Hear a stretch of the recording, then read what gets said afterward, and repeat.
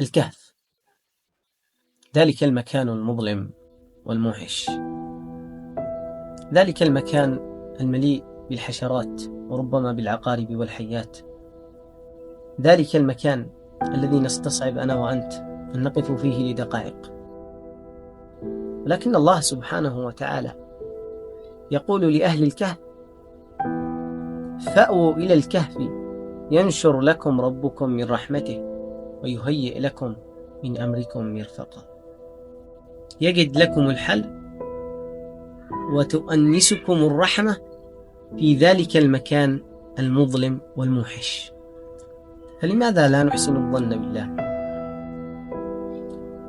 إن كنت تظن أنك تعيش شرا فقد يكون هو الخير، وإن كنت تريد شيئا وتظنه خيرا فقد يكون هو الشر لك.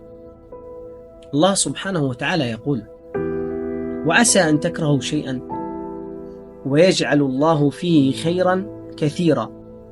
الخير الكثير قد يكون في الشيء الذي تكرهه، فأحسن الظن بالله.